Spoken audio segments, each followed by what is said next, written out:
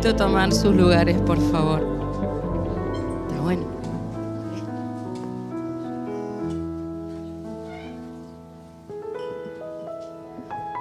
Abriré las Escrituras en este día para sentarnos a los pies de la palabra y a la voz de la palabra escrita.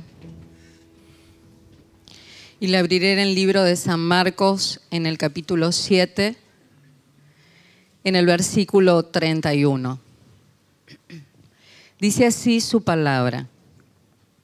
Volviendo a salir de la región de Tiro, vino por Sidón al mar de Galilea, pasando por la región de Decápolis.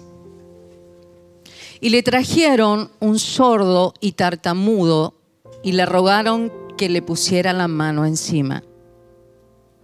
Y tomándole aparte de la gente, metió los dedos en las orejas de él y escupiendo, tocó su lengua. Y levantando los ojos al cielo, gimió y le dijo, Efratá, es decir, sea abierto.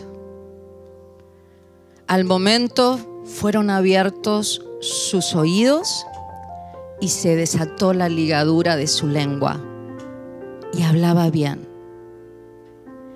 Y les mandó que no lo dijesen a nadie, pero cuanto más les mandaba, tanto más y más lo divulgaban. Y en gran manera se maravillaban, diciendo, bien lo ha hecho todo. Hace a los sordos oír y a los mudos hablar. Hasta ahí. Esta poderosa palabra que podemos encontrar en las Escrituras es en el contexto de la vida de Jesús, por supuesto, en su ministerio, pero bajo el contexto, yo le he predicado la semana pasada, en que él tuvo que salir de los contornos que Dios le había dado en Jerusalén. No se sabe bien el por qué, pero en esta salida, que es algo excepcional, es una excepción, no era dentro de los planes que acostumbraba el Señor a moverlo a Jesús. Él está en una región extranjera, pasa lo de la Sirofenicia. Hay otro relato que dice de que él caminaba y sanó a muchos. Parece que la Sirofenicia fue la primicia, ¿no? Desató toda la bendición para el resto. Y entre ellos está en la región, pasando por Sidón, entrando por Decápolis, lugares extranjeros. Cuando él estaba volviendo a su tierra, se encuentra en esta situación de que hay una persona sorda y una persona que a la misma vez era tartamuda, no muda del todo. ¿Y qué le piden? Lo ven y le claman por esta persona. Claro, no podía hablar bien y los demás claman por él, diciendo, queremos que puedas hacer un milagro por él. Y clamaban y le pedían. Y le dicen específicamente qué era lo que tenía que hacer. Le dicen que tiene que poner las manos. No sabemos si es que ellos lo sabían al ser extranjeros por verlos a otros rabinos, sacerdotes, o porque había quizás judíos entre ellos también. No se sabe, pero le decían cómo tenía que hacer el milagro. Ven y ponle las manos y sabemos que si le pones las manos, él va a recibir el milagro. El Señor no hace como le pidieron, porque sabemos que le ha impuesto manos. Es más, nos ha dejado a los ministros la libertad de poder imponer manos y de poder actuar en la fe, en las sanidades. ¿Qué hace el Señor? Le mete sus dedos en las orejas. Algo inusual, pero hace algo aún mucho más distinto. Y es escupir y ponérselo en la lengua. Y después clama. Ahora, yo me imagino la cara de esa gente, de esa multitud. Pero ustedes no dijeron que pone manos. ¿Qué está haciendo? Ahora su dedo, es la revelación, es decir, ese dedo parece que tenía que corregir algo de adentro de lo auditivo. Parecería que tenía que hacer alguna corrección de milagro, poniendo ese dedo en la parte interna del oído. No sé qué habrá hecho, pero se lo colocó. Pero después tuvo que darle de su naturaleza. Sabe que la saliva, nosotros en esta era moderna, la saliva está el ADN. Por la saliva uno puede reconocer el ADN que tiene una persona. Y tuvo que darle de su ADN para poder desatar, dice, esa lengua. Pero ahí no ocurrió el milagro. Esa era la preparación. Fue cuando él levantó los ojos y gimió y dijo, sé abierto. La voz es la que produjo el milagro. Lo otro era una preparación para recibirlo. La gente quedó maravillada. Y no se sabe si ellos hacían referencia a lo que Isaías decía, que los sordos iban a oír, que los ciegos iban a ver. No se sabe, eran extranjeros o entendían un poco de lo que era la religión judía. Pero dice, está haciendo todo bien. Como diciendo, parece que es. ¿Qué podemos reflexionar? Quizás no estemos necesitando hoy, o sí, aquel que esté escuchando pueda estar necesitando un milagro de su cuerpo, de su lengua, de su tartamudez, de su mudez, de su sordera. Y hay milagros que sigan funcionando cuando confiamos en Él. Y hay corrección de parte de Él. Pero la revelación más profunda es que quizás estemos necesitando que Él ponga los deditos de nuestros oídos espirituales, que los pueda circuncidar, quitar toda carnalidad, todo lo que escuchamos desde un lugar y desde una posición humana.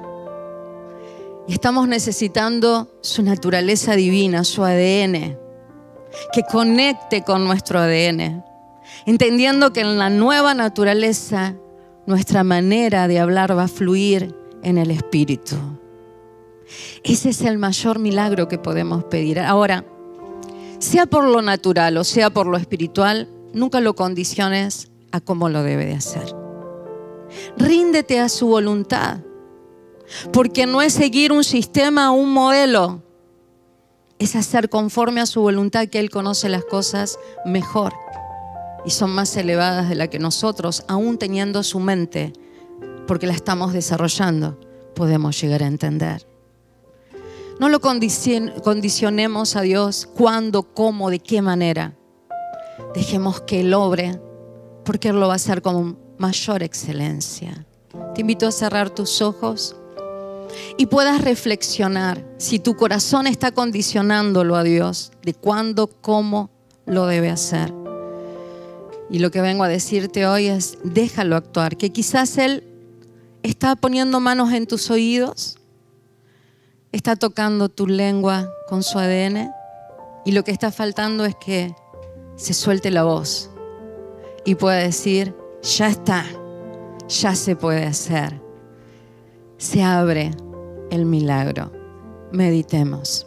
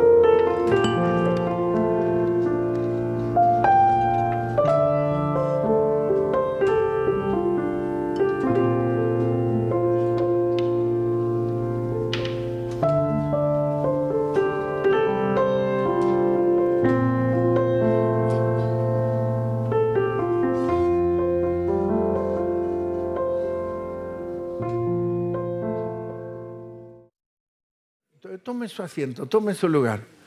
Dice, yo toda la vida estuve acostumbrado que mi papá y mi mamá se llevaban tan bien y ahora se casó y se lleva a las patas. Dice, ¿cómo habrán hecho los viejos?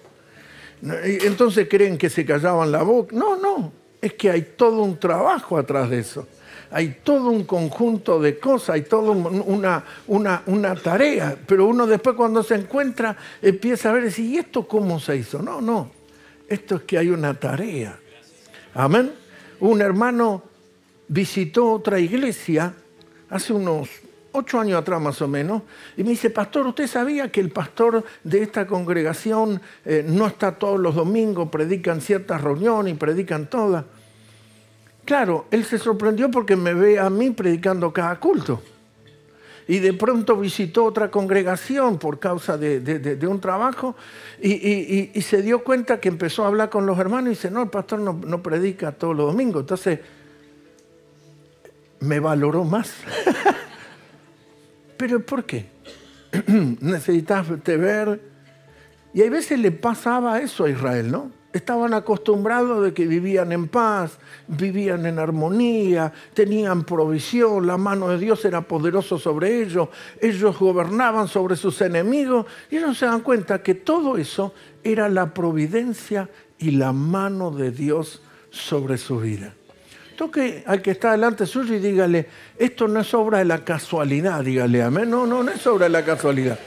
Nosotros tenemos que saber que esto no es sobre la casualidad, que nosotros no te digamos, por ejemplo, el domingo pasado estábamos con algunas cuentas y el hermano que me ayuda y los que están en esa tarea me dicen, mire pastor, necesitamos pagar esto, lo otro, y asumir los compromisos, el que yo no lo diga y no le cuente a usted, no es que nosotros no atravesemos.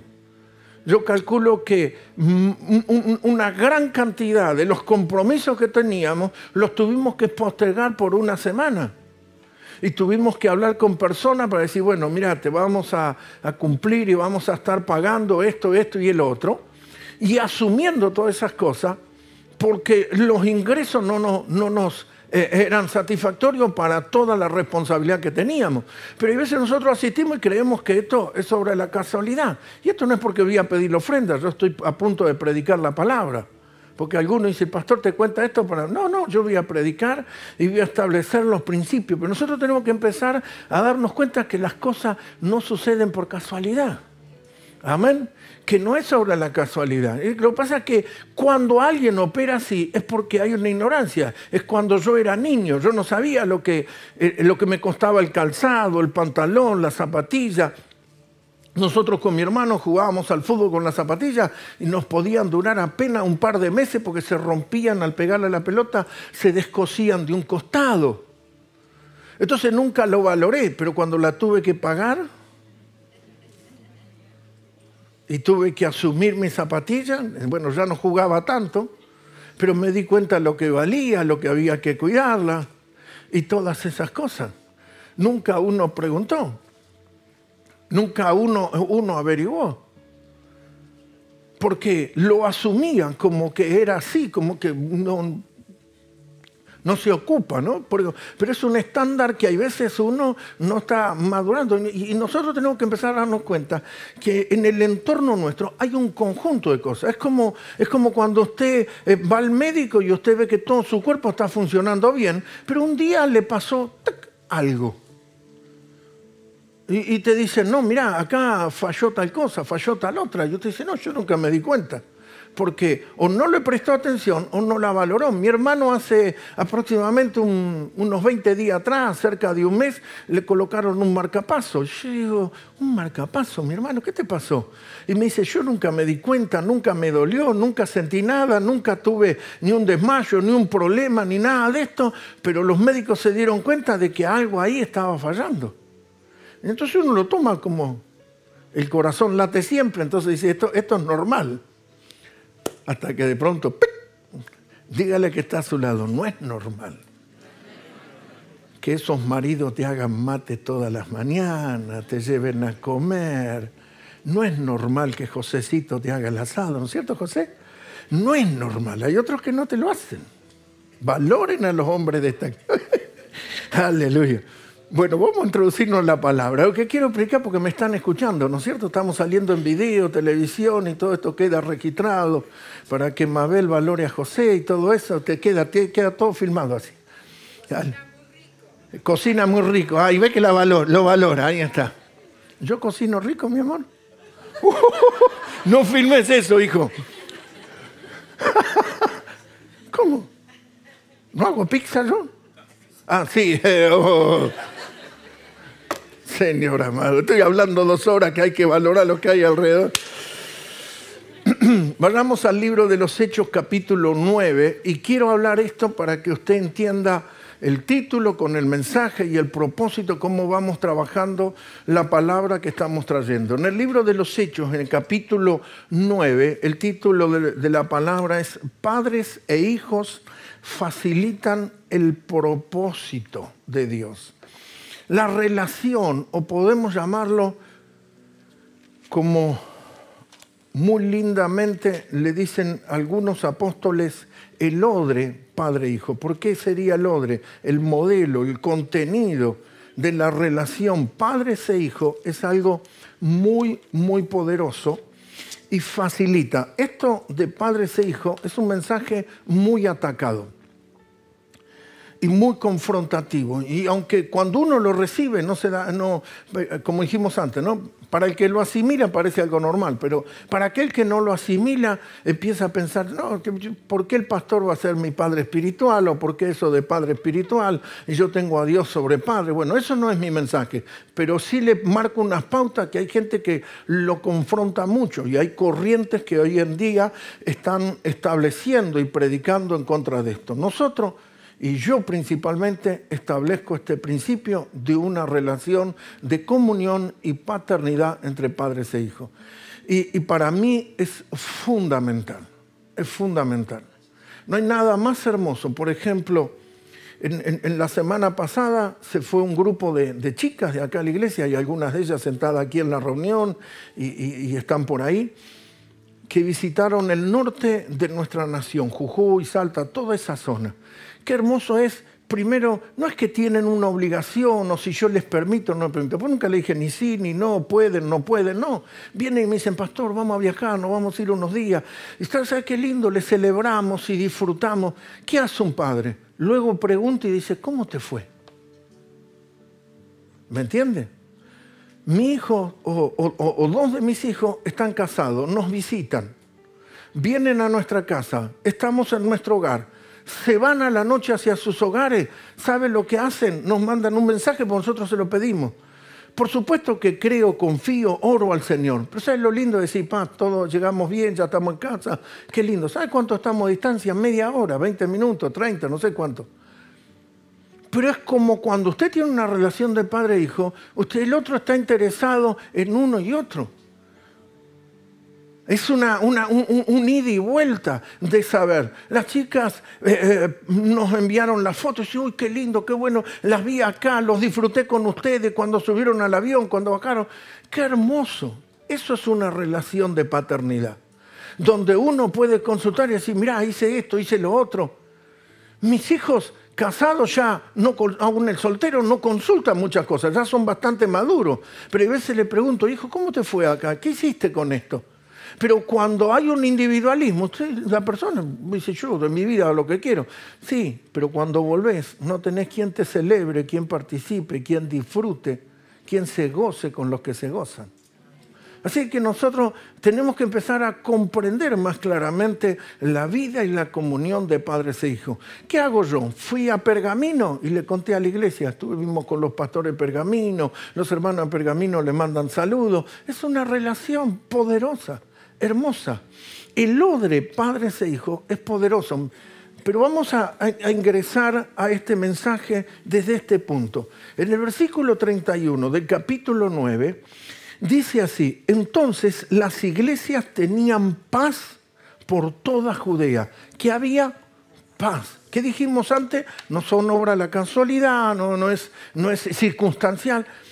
Había paz por toda Judea, Galilea y Samaria, y eran edificadas. ¿Sí? Las iglesias eran, ¿qué? Edificadas. A ver, dígalo conmigo, edificadas. Andando en el temor del Señor, no en el miedo, en el temor, en la honra a Dios, en el temor del Señor. Y se acrecentaban fortalecidas por el Espíritu Santo. Fíjense qué hermoso nos describe la condición de cómo estaba la iglesia y las otras cosas que tomaban lugar, el obrar del Espíritu, el obrar de la gracia de Dios, y la fortaleza y la edificación que estaba creciendo en la obra del Señor Jesucristo. Ahora, es simplemente unos versículos anteriores, la iglesia había matado, en esos días habían matado y Pablo consentía en la muerte de Esteban. Tremendamente. Y le echaron mano a varios de los cristianos y los metieron en la cárcel. Pero unos versículos después, el capítulo 9 nos dice, tenían paz por todos lados. Y eso es que venían unos tiempos turbulentos y de pronto este versículo nos dice, había paz. Pero ¿qué cosas tomaban lugar aparte de que la iglesia había paz? Había una comunión, tenían paz por toda Judea y Galilea y Samaria y eran edificados. Había una construcción de la casa del Señor. No se estaba hablando del templo porque ellos asistían a sus templos y no estaban construyendo un edificio físico, sino espiritualmente, andando en el temor del Señor. Y lo otro que dice es acerca del Espíritu Santo. Y dice, eran fortalecidas. El Espíritu Santo es denominado como el Consolador Divino. Es como esa fuerza, esa estimulación, por decirlo de alguna manera, que opera y trabaja dentro nuestro y con nosotros. Entonces, las iglesias tenían esa característica de motivarse, de expresarse y tenerse contención el uno con el otro. Había una vida de comunión en la casa del Señor y en la iglesia del Señor. Porque si nosotros leemos los versículos anteriores, también habla de cómo asistían las casas, de cómo atendían los necesitados, cómo pensaban en las necesidades de las viudas. Había toda una tarea que tomaba lugar. Entonces, la iglesia se iba desarrollando en ese estándar. Para comprender más claro y traer algunos claves para la relación padres e hijos, voy a marcar dos puntos principales, ¿no? El padre imparte gracia divina sobre el hijo. Cuando hay una relación padre-hijo, en esa relación se imparten cosas, se transfieren cosas. Y es a través de la doctrina que ese hijo empieza a ver la conducta, la vivencia de ese padre, esas doctrinas que tiene ese padre que le va impartiendo a su hijo. Ese hijo asimila cómo se conduce ese padre espiritual en la vida diaria o en la vida cotidiana y le es impartido. Hay cosas que hay veces usted no necesita dar explicación. El que está a tu lado lo recibe porque usted le imparte directamente. Hay cosas que nuestros padres naturales no nos enseñaron. Muchos de ustedes pueden recordar a sus padres que tal vez eran cortos de carácter, cortos en su manera de hablar o de expresar, pero usted dice, mi papá te miraba y con la mirada te decía todo. ¿Sí o no? Y podían observar. Yo el otro día escuchaba en un supermercado y lo tenía 2 góndolas de donde yo estaba, un nene gritando, y cada vez digo, está una góndola, está en la misma góndola, y digo, está en la misma fila que está yo, y gritando, nunca paró, desde 3 góndolas viniendo hasta el coso.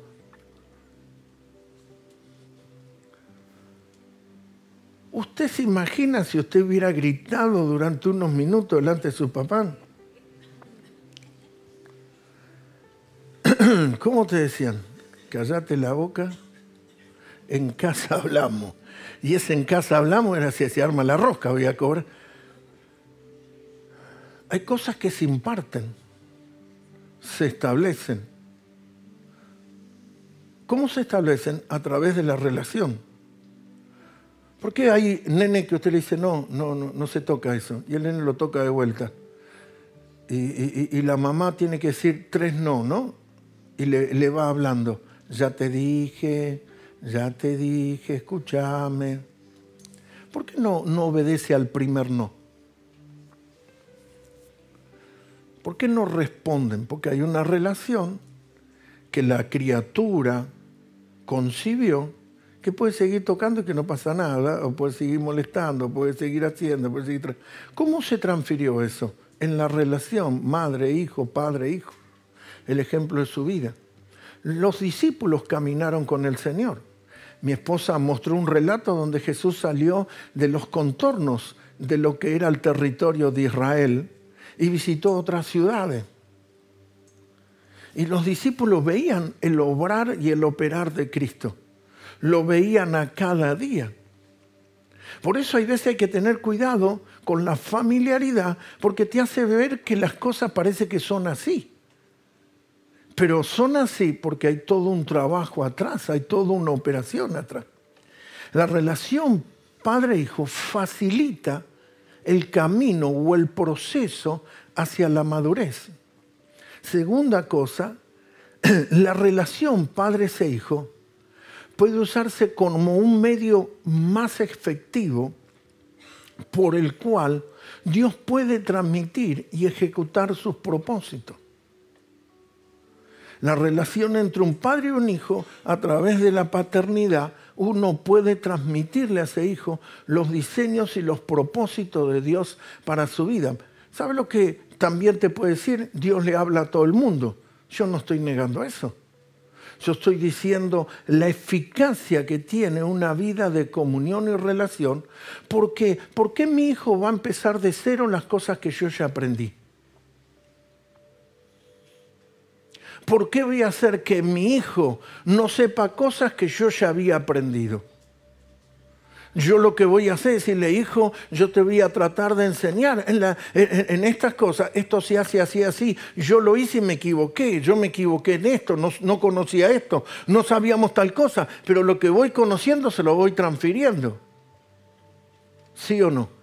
Entonces, esto es clave. Esto nos lleva a ser más efectivo y cómo esa descendencia va a producir o va a acercarse a cosas porque tiene un padre que lo está dirigiendo hacia el propósito divino. El rey David en el Antiguo Testamento nos muestra que cuando Salomón era un muchacho, tiene una expresión bíblica que es muy clara y muy directa. Salomón era un jovencito y David le dice, sé hombre. Y le da ciertas pautas, no solamente ese hombre, le marca personas que se habían opuesto, pero David estaba comprometido. Es decir, vos sabés lo que son los hijos de Sarbia y el problema que fueron en mi camino. Vos sabés lo que es este hombre que me maldijo y me dijo tantas cosas, y le dijo, vos vas a ser sabio cómo tratarlo. Entonces ese padre no solamente había preparado cosas para el hijo, no solamente estableció cosas, porque si usted mira el relato, no lo vea solamente desde el marco natural. David preparó toda la leña, toda la madera, todo el oro, toda la plata para que Salomón construya el templo. ¿Qué estamos hablando? La edificación. Un padre le provee todo hasta la próxima descendencia, la próxima generación, para que ese hijo opere en los diseños de Dios. Entonces, la relación padre-hijo es lo que facilita, no lo que limita. Está para eso, para funcionar en ese orden. Y cómo nosotros establecer plataforma, diseño para que esa persona adquiera y alcance cosas hacia un destino poderosísimo, glorioso. Yo hay veces estoy en mi casa y yo no sé los años que partió mi primer pastor con el Señor. Luego estuvo su hijo. Pero por los años que él ya está en la presencia del Señor, pero mi oído sigue predicándome cosas. Y su hijo, mi pastor, me sigue predicando. Y aunque yo hace años que no estoy bajo su autoridad, porque hubo una relación de comunión y de edificación. Esto me lo enseñó, esto me dijo. Estuvimos en el último viaje con mi padre espiritual y él me estableció cosas que son pauta tremenda. Y no es que yo ya puedo pararme y decir, tengo tantos años, tengo tanto camino y tengo tanto esto, ¿qué necesito que otro me diga lo que tengo que hacer? Sin embargo, en una relación uno absorbe eso. Cuando eso es genuino y lo puede comenzar a aplicar poderosamente para las funciones y para todo lo que el Señor ha hecho en nuestra vida.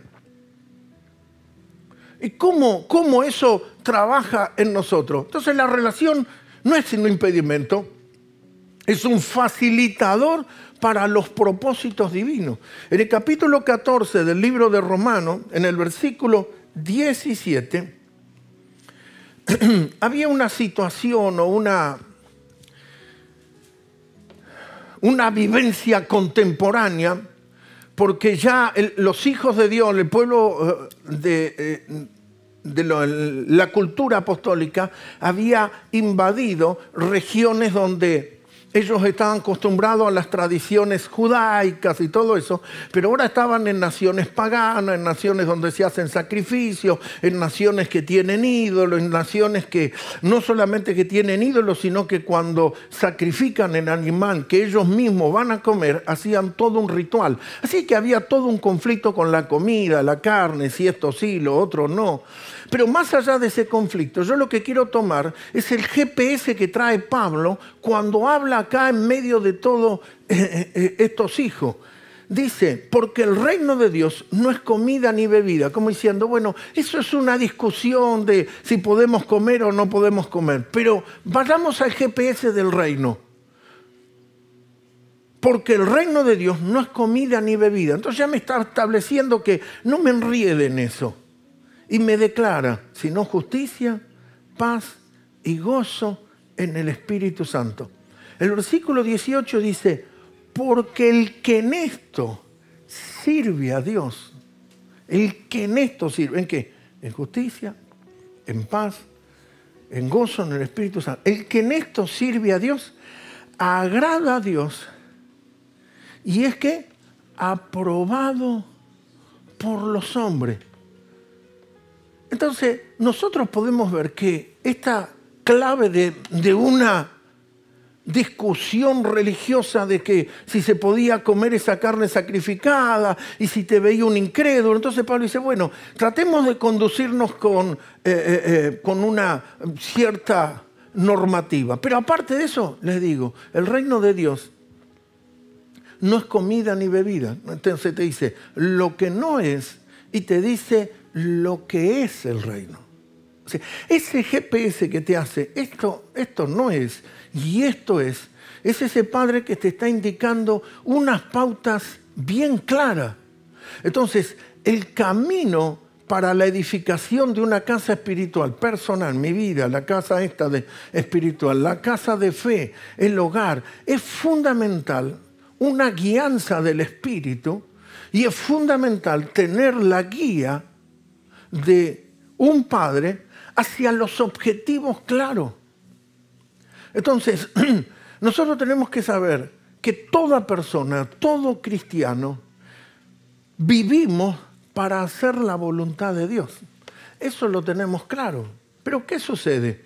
En el transcurso de la vida cotidiana, uno se enrieda en el compromiso, en el vaivén, en mi necesidad. Tengo que pagar esto, tengo que cumplir con el trabajo, mis hijos me piden tal cosa y todo eso. Empieza la vida cotidiana. Pero el hacer la voluntad de Dios tiene que ser nuestra razón de vida. A ver, dígalo conmigo. El hacer la voluntad de Dios tiene que ser nuestra razón de vida. Tiene que ser el centro, tiene que ser el fundamento, la razón por la cual vivo. Yo formé un matrimonio con mi esposa Patricia. De ese matrimonio tenemos 3 hijos. Cumplimos nuestro rol de padre, marido, mamá, papá, esposo. Atendemos. Pero lo principal, lo fundamental en nuestra vida no es luego de, no, es lo primero. No es primero hago esto y cumplo con mi familia y después la iglesia. No, nosotros somos hijos de Dios, nacimos de nuevo.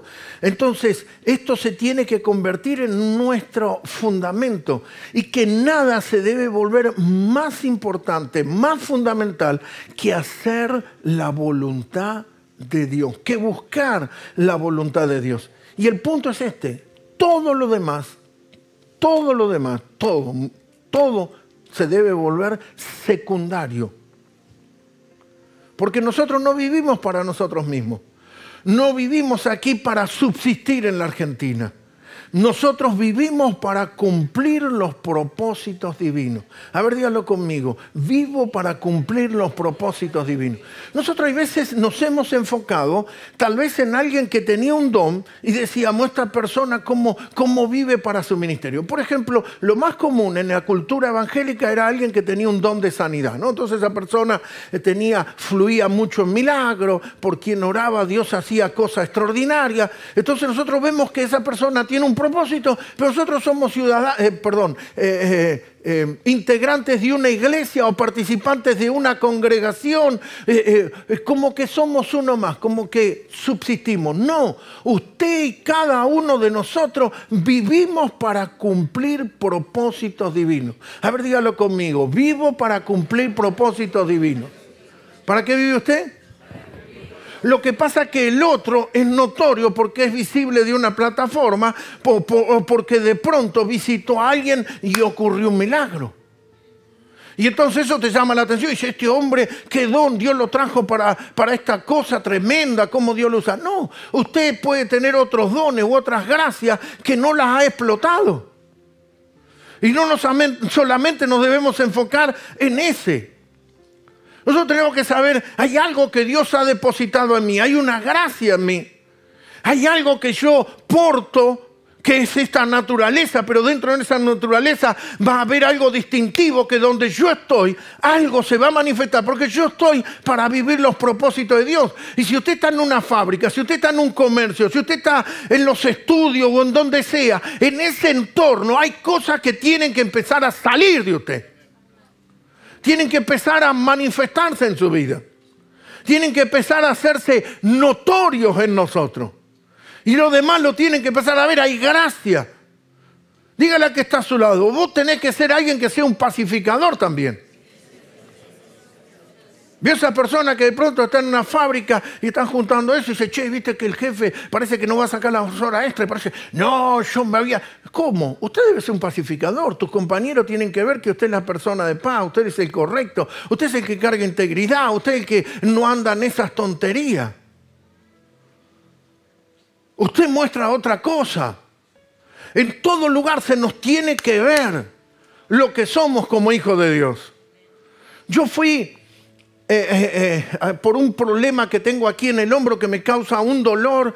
Entonces la doctora, viendo un estudio, me dijo, usted tiene como el tendón, como cuando un hilo raspa contra algo y se va deshilachando.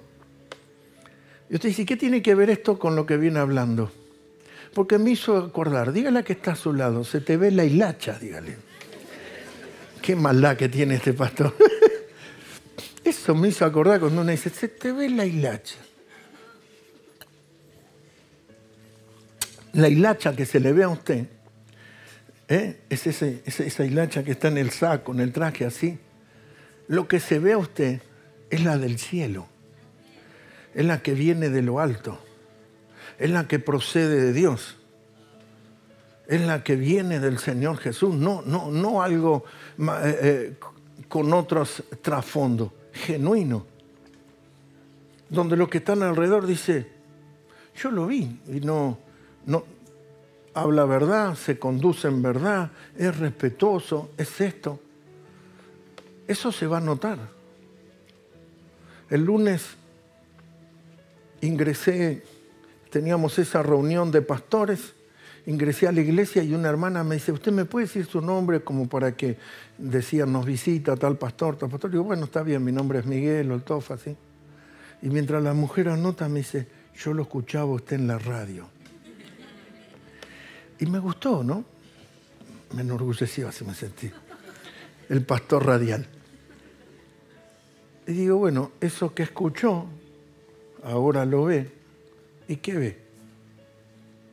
¿Están viendo a Cristo? ¿Están viendo? Entonces Pablo nos dice lo que es y no lo que no es. Entonces, no hacer y no buscar, vivir y no cumplir los propósitos divinos es solo existir sin sentido. Y usted no, la gente a veces le encuentra sentido haciendo cosas en la iglesia, sirviendo. Pero eso es una cultura de sirviente y usted tiene que tener la cultura de hijo. Por supuesto que hay que servir, pero como un hijo sirviendo en la casa. Bueno, yo no hago nada en la iglesia, yo la verdad voy. Si usted está detrás de los propósitos divinos, usted siempre va a comprender qué cosas debo hacer, o cómo me debo conducir, o de qué manera me debo conducir. ¿Y de qué forma nosotros conducirnos? Y si nosotros no estamos detrás de los propósitos divinos, lo que estamos haciendo es solamente existir o subsistir. El mayor placer o sentido de realización y satisfacción en la vida es haber contribuido a la voluntad de Dios. Yo le voy a decir lo mío, lo personal, lo que me sucede a mí adentro. Soy una persona que puedo brindarme en hacer algo muchas veces. Pero la mayor satisfacción cuando veo que lo que estoy haciendo produce resultado. Por ejemplo, hablé con una persona y me dijo, perdóneme que le hice perder todo este tiempo. Nunca para mí estar o pasar tiempo con alguien es pérdida de tiempo si yo le pude impartir. Si yo le pude hablar y esa persona asimilar lo que estoy hablando. Y cuando esa persona se retiró me dijo, la verdad, ahora veo algo que antes no veía y veo cosas así que la verdad no comprendía, le agradezco. Entonces yo digo, ya está, no importa si estuve 5 minutos, 1 hora, 2 horas o 10 minutos, si lo que hablé le fue de bendición, si lo que edifiqué reveló cosas, me siento la persona, no sé, como si hubiera ganado el campeonato mundial, mire lo que le digo. Cuando esa mujer me anotaba, yo le dije, ¿y le era de bendición a usted cuando nos escuchaba? Sí, de mucha bendición. Ya está. No importa el dinero que gastamos en la radio, ni el esfuerzo que hacíamos de venir a San Justo 3 veces en el día, de San Justo a San Miguel. Si pudimos ser de bendición, Eso ya está. Eso es glorioso. Un familiar nuestro estuvo un día viviendo así, en casa, compartiendo, como usted con cualquiera de su familia, una sobrina. Como ella manejaba, le escribí: sobrina, ¿cómo llegaste? Y me dijo: tío, ya estamos en casa, el viaje fue hermoso, porque de mi casa a ellos que viven allí en San Justo son como 1 hora y pico, pero le había resultado mejor el viaje, así que fue en menos de 1 hora. Y me dice: no, ya estamos en casa, hermoso, no había tránsito, todo bien, llevamos todo bien. Y me escribe y me pone: como dice mi hijo, siempre es bueno estar juntos. Ya está. Eso fue la mayor satisfacción. Eso fue lo más grato. Esa sobrina no es cristiana, no está asistiendo a la iglesia, se había acercado al Señor y ahora está apartada. Pero si nosotros le pudimos ser de bendición, si nosotros estamos encaminados, que estamos cumpliendo la palabra, entonces nosotros tenemos que entender ese GPS. El reino de Dios no es esto, pero es esto. Es justicia, paz y gozo. Nosotros como padres vamos guiando a esos hijos y necesitamos establecer como meta principal en la vida, en una manera significativa, los propósitos de Dios. No siempre usted se dará cuenta que está haciendo los propósitos de Dios, pero si usted camina en paz, en justicia y en gozo, entonces usted está dentro de las cosas del reino. Bueno, pero esto me voló la chapa. Sí, está bien. Te voló la chapa. Pero si te voló la chapa o te salió la térmica o te agarró, que te la agarres solo y no que transmitas, como dice Pedro, no sea que alguno con una raíz de amargura, muchos se han contaminado. Y empiece a hablar cosas y a desparramar toda la bronca. No. Manténgalo dentro suyo. El otro día una persona hizo una maniobra, pero lo hizo desde la torpeza y casi me choca de una manera así. Le toqué una bocina, pero después me calmé. Y empecé, sinceramente no soy así, pero empecé a golpear el volante así. Aleluya.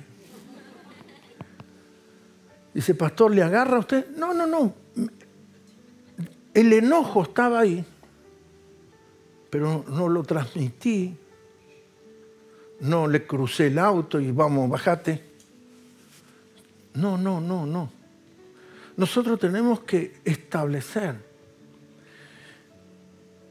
Y cuando se hable de usted y se diga algo de su vida, no solamente aquí en la tierra, sino en el cielo, que usted fue un facilitador de los propósitos de Dios. Juan capítulo 6 es una expresión del Señor Jesucristo. Evangelio de Juan, capítulo 6, versículo 38. Y él dice así: porque he descendido del cielo, no para hacer mi voluntad, sino la voluntad ¿de quién? Del que me envió. Es un enviado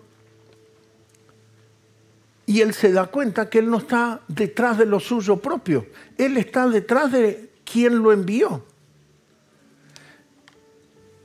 Esto requiere vivir desinteresadamente para Dios. Esto requiere que no hay lugar para ambiciones personales, búsquedas egoístas. Esto no es un facilismo de decir Jesús hacía la voluntad del Padre. No. Esto es que Él como Padre espiritual nos está dando la guía a nosotros. Debemos hacer la voluntad del que me envió. Por causa de quien me envió, hago lo que tengo que hacer. Y me voy a mover de esta manera por causa de mi Padre. Entonces no había lugar para las ambiciones personales que él como muchacho quiso lograr o con sus amigos. No. No hubo búsqueda egoísta. Debe haber humildad que busque, abrace, capture la voluntad de otro. Esto es morir a lo de uno propio y empezar a trabajar por la voluntad de otro, por la meta de otro. Porque así como te hablé de estas cosas, por año yo tuve la actitud de hacer algo y ser un facilitador para los propósitos de mi apóstol. Es decir, ¿en qué yo puedo serle de soporte a mi apóstol? ¿De qué manera yo puedo hacer que este hombre siga trabajando? Entonces yo me dedicaba a atender las cosas que él no podía atender. Aún personas, aún hermanos que tenían necesidades para facilitarle a mi apóstol. Venía una persona y dice, no, yo quiero hablar con el pastor. Una vuelta una mujer me trató con tanto desprecio. Me dije, no vine a hablar con el ladero, me dijo. Yo quiero hablar con el principal. Y entonces otra vuelta me dice, mire, están llamando al pastor. Bueno, salí yo. Y la mujer me dice, no, con vos no quiero hablar. Yo quiero hablar con el pastor. Y bueno, mire, cuénteme un poco y yo le ayudo y después le comento al pastor. Todo para ser un facilitador, para no robarle tiempo a mi apóstol, no robarle tiempo a mi pastor. ¿Y cómo yo poder hacer un facilitador? ¿Cómo hizo el hijo de David, Absalón? En lugar de ser un facilitador para su padre, él trabajó para su propio egoísmo. Venía alguien a la ciudad y le decía, ¿vos vienés con algún problema? Sí. No, pero el rey no te va a atender. Viste que el rey está en el trono. Olvídate, no te va a atender tu causa. Contámela a mí que yo te ayudo. Contame a mí que yo te voy a... Entonces él trabajó para sus propias ambiciones, para su propio egoísmo. Y luego se puso delante de él hombres vagos, hombres ociosos, que lo defendían y se armó de un ejército. Y creyó que con eso, pateando la puerta, iba a lograr la posición en el trono y la logró. Y se sentó en el trono. Y lo hizo a la fuerza de la espada y levantándose contra la propia casa del padre. Pero ¿sabe cuánto le duró? Meses nada más en el trono. Cuando podía tener la descendencia de una familia que el padre era el rey y él podía ser un heredero del trono. Pero operó en egoísmos personales. Yo he visto cantidad de personas operar de esta manera. Pasaron años. Como dice la Escritura, los buscarás y no los encontrás. Porque Dios no está delante de tu egoísmo o tu estrategia o tu meta. Está detrás de los propósitos eternos. Porque lo mío es temporal, pero lo de Él permanece para siempre.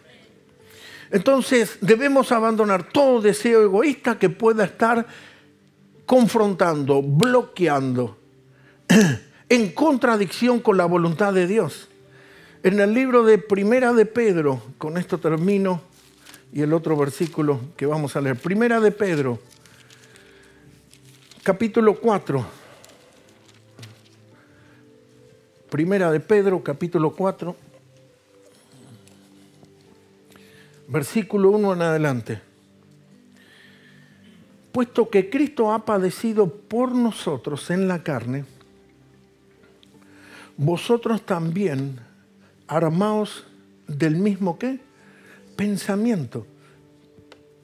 Pues quien ha padecido en la carne terminó con el pecado, para no vivir el tiempo que resta en la carne conforme a las concupiscencias de los hombres, sino conforme a la voluntad de Dios. O sea, ya no vive detrás de lo que él quiere, le gusta, su propio deseo.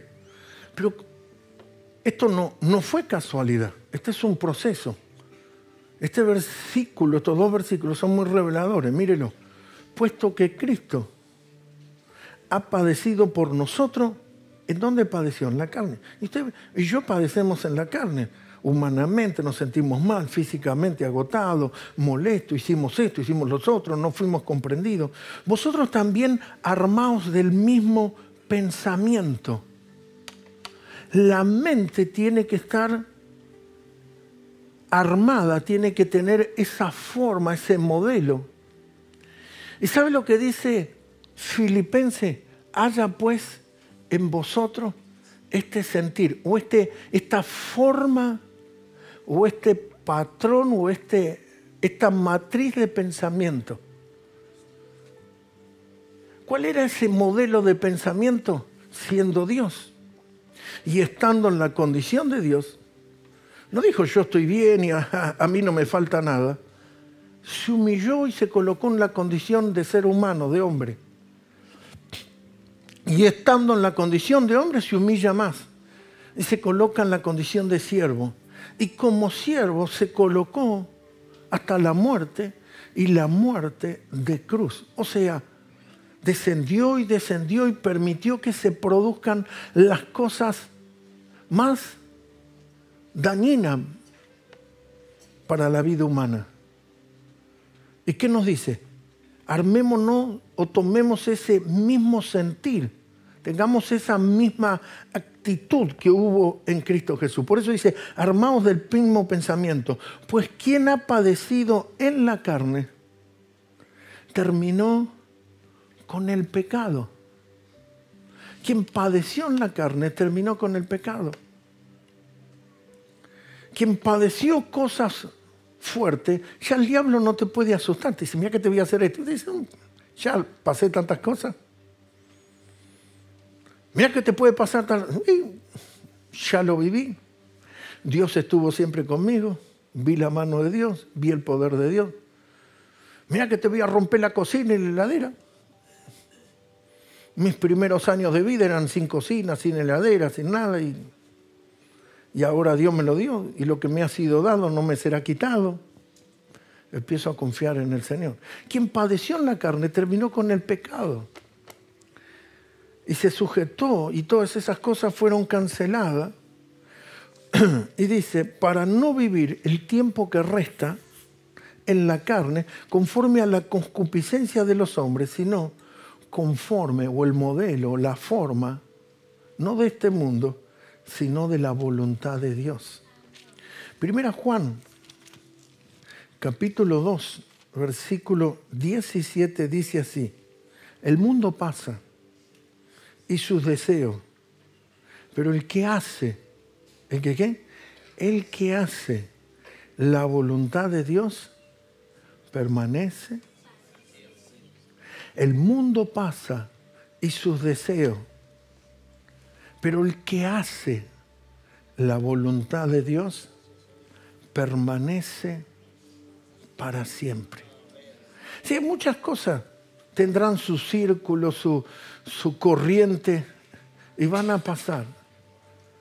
¿Qué es lo que perdura? El hacer la voluntad de Dios. En cómo nosotros podemos ser ese facilitador de hacer los propósitos, los principios y la voluntad de Dios. No te pelees por comida, bebida, si está bien tomar esto, tomar lo otro, porque el reino de Dios no consiste. Entonces le puedo dar al tinto. No, pará, no estoy admitiendo que el alcoholismo tome lugar en tu vida. Estoy diciendo, no peleemos por eso, pero hay pautas, hay enseñanzas en las Escrituras. El reino de Dios no es eso, pero el reino de Dios empieza a vivir la justicia, no mi justicia. Porque nosotros tenemos nuestra justicia. Porque nuestra justicia lo arreglaríamos de una manera, y la justicia de Dios es actuar en paciencia y misericordia, que son dos cosas que a veces nos faltan a nosotros. Funcionar en paz. Es ser una persona, un pacificador. ¿Y cuándo uno produce paz? Cuando de pronto vienen cosas a sacudir el orden, porque paz tiene que ver con orden. Y guerra tiene que ver con el desorden, el quiebre de la armonía de las cosas y establecer una guerra. Entonces la guerra es todo lo contrario a la paz. Y no es solamente una guerra donde hay armas. Hay veces en las relaciones, en los tratos, no puede haber un tiro, pero puede haber balas de la boca. ¿Y qué dijo el Señor Jesús? Lo que contamina, lo que daña, es lo que sale de una boca y entra en otra vida. Entonces nosotros tenemos que mirar ese GPS que nos dejó Pablo y que nos revela el Espíritu Santo. Justicia, paz y gozo. ¿Cómo poder armonizar estas cosas y tener el gozo del Espíritu Santo? y que el gozo del Señor sea nuestra fortaleza y que el Espíritu de Cristo more en abundancia en nuestros corazones. Estas dos claves anteriores. Vivir ese reino. Y ese es el reino que nosotros tenemos que traer. Y que cuando alguien te pregunte y te diga, uy, yo veo que tenés una linda casa, yo veo que tenés una linda familia, yo veo que vos con tus hijos tuviste suerte, no tuviste la suerte. No, esto no es suerte, esto no es sobre la casualidad, estas cosas no suceden así porque sí. Esto es porque hay todo un trabajo y esto ha sido Dios. Y yo le creí a Dios, confié en Dios y aquí se ven las cosechas, los resultados, por haber operado en justicia, por haber funcionado en su reino, por haber hecho su voluntad primero que mis propias ambiciones y egoísmo. Y creerle a Dios que Dios iba a cumplir sus propósitos en mí.